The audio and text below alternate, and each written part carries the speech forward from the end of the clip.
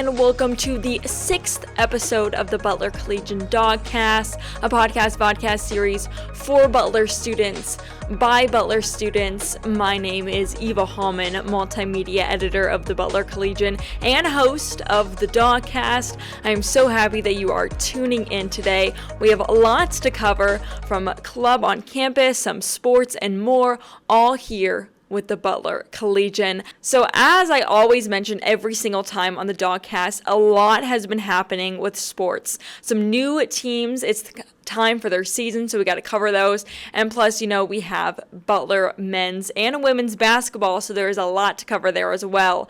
So it's a good thing that multimedia reporter Aaron Rhodes will be giving us the latest highlights. It's the Butler Collegian Sports Report. Take it away, Aaron.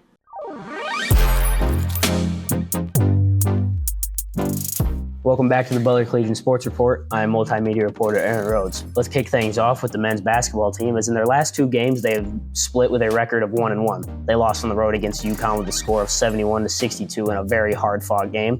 The Dogs would beat Providence 75-72 in a giant Big East win inside Hinkle Fieldhouse on February 10th. For the women's basketball team, the women's team picked up their second Big East win over St. John's, bringing them to 10-13 on the season. Caroline Strandy led in that game with 18 points and 9 rebounds. They're back in action on Valentine's Day at Providence. For baseball, the baseball team is starting their season at Florida State on February 16th for a 3-game series. Men's and women's tennis. Men's tennis split their two matchups on February 10th. They lost 7-0 against Western Michigan and beat Cornerstone 4-0. The women's tennis team lost at Purdue 7-0 in their most recent match. To highlight the track team had a busy weekend with 3 different invitationals. Jesse Hamlin once again highlighted the pack, breaking his own mile record with a time of 3:56. Congratulations, Jesse. Hamlin's time ranks 28th in the country. Ashlyn Minton ran away with the win in the women's 3,000-meter race with a time of 10:15. The team is back in action next week at the Alex Wilson Invitational in South Bend. This has been the Butler Collegian Sports Report with multimedia reporter Aaron Rhodes. Back to you, Eva. Thanks, Aaron. And to stay up to date on all things Butler athletics, check out the Butler Collegian Sports section or the multimedia section. You can look online for those at the Butler Collegian website or on the Butler Collegian YouTube channel. The next segment is Club Chat, where we get to know different clubs and organizations here on campus and learn their story and a little bit about what they do. For this episode, multimedia reporter Piper spoke with Lindy Howard with the Butler University Dance Marathon to learn more about their organization and their upcoming event. Thank you, Eva, and welcome back to Club Chat, where we take a look at Butler's different on-campus organizations. Today, I'm here with Lindy Howard, president of Butler University's Dance Marathon, and she's going to help us take a look and see what they're up to. Yeah, so Butler's Dance Marathon organization is the largest student-run organization here on campus. We have multiple events throughout the year where we just hone in on why we're doing what we're doing, which is just advocating for the Riley kiddos that are being treated 15 minutes down the way at Riley Hospital for Children. And we focus on fundraising for them throughout the year. This money that we end up raising ultimately goes back towards research for them and ultimately to their treatments as well. And we end the year in our Day of Marathon event, which is March 2nd. We are changing that from a 12-hour event to a 10-hour event this year, just to kind of help with schedules and ultimately make the day flow hopefully better. But we are super excited to end with that, as it is coming up so soon. Where is it held? Yeah, so it's at the HRC this year. Okay. It is available for the public. We have a link for registration if you would like to register and be a part of our Day of Marathon. But yeah, we encourage as many people to come as are willing, and we are just super excited to embrace as many people as possible to be there, just to learn more about what BUDM is, what the cause is, and why we're doing what we're doing. So this has been Club Chat with Butler University's Dance Marathon. Thank you, Lindy, for meeting with me and letting us see and get to know a little more about your club. And thank you so much. It's been so awesome. Appreciate you. Thank you. Again, thank you, Piper and BUDM, for sharing more about this incredible club on campus. You can find them on social media at ButlerU_DM. Now let's get into our next news story. There is a new room on campus that students can utilize. Multimedia reporter Allie Moulton shares more about the I Lead space. Jordan Hall, room 186, has been renovated into an iLead space by the Division of Diversity, Equity, and Inclusion here at Butler. The iLead space stands for Interact, Lead, Engage, Act, and Discover, and its primary purpose is to provide an intentional space for interactional diversity and dialogue to happen. And what I mean by that is interactional diversity, those that don't look like you, act like you, come from your background, share the same race, ethnicity, beliefs, whatnot. It's a space where we want people from all different types of identities to come together to have a dialogue.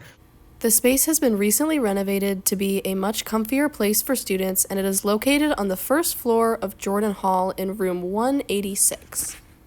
So you can sign up for the room if you think that your student group or a group of individuals that you're friends with or want to come together, or you are in a class, or whomever the group is, you can reserve the space through the EMS system that all of campus uses. Your request would then go to us, and we would then find out more information about what are you hoping to have in this space. The room held an open house on Wednesday the 7th to show students the new renovations, explain what they could do in the room, and have some fun food and snacks. We have put resources behind having an intentional space for some of these dialogues to happen. That's not to say that they weren't happening before, but the fact that we have a dedicated space for these activities to happen shows that we're taking our commitment to diversity, equity, and inclusion seriously. And I just like that it's there, and I'm excited for people to use it. If you have any questions about the space, please reach out to dei@butler.edu. For the Butler Collegian, I'm Allie Moulton.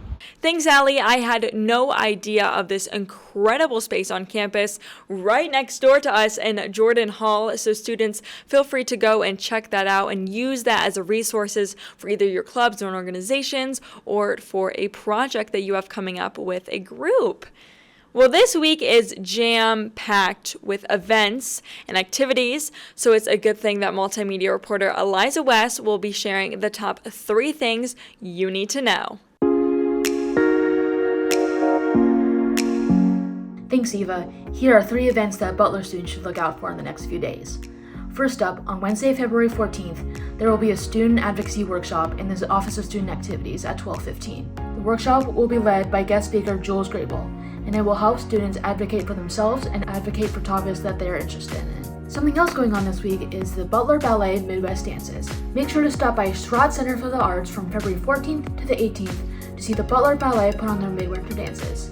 They feature original work by Maria Conrad, the artistic director of Reach Ballet and Nashville Ballet 2.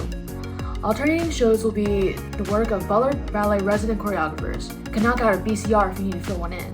If you can't make the midwinter dance on Thursday, great news, there's another option for you. Another way to get a BCR credit is going to the Visiting Writer Series on Thursday the 15th. Leah Johnson is a best-selling Indianapolis author and a Reese's Book Club YA pick. See Leah in the Shelton Auditorium on Thursday at 7:15. Back to Eva with more news. For the Butler Collegian, I'm Eliza West. Thanks, Eliza, for sharing the top 3 things you need to know. It sounds like campus is always bustling and busy with so many activities and events, so go and check those out if you're on campus. So the weather has been ever-changing, as we all know, but it looks like we are kind of in the clear now, but we're going to start to see some rainier days. So let's look at the forecast for this week. So the lowest we will see is 22 degrees, and the highest is 50. I know I kind of enjoyed the false Indiana spring that we had a couple days ago, so it's definitely great to start to see temperatures get up into the 50s for sure. It will be mostly cloudy and sunny all week, but next week is looking pretty rainy, about 4 straight days of rain so far with the forecast. So be sure to go and enjoy the outdoors as you can. It's almost hammock season. I know it's February, but we're getting closer. Day by day, we're getting closer to hammock season here on campus. Well, that concludes the 6th episode of the DAWGCAST. Thank you so much for listening or watching. Again, you can find this series on Spotify and YouTube currently. Again, check out the Butler Collegian this week for all things sports, news, opinion, culture, multimedia, and more. This has been your host, Multimedia Editor Eva Hallman, and I will see you next time.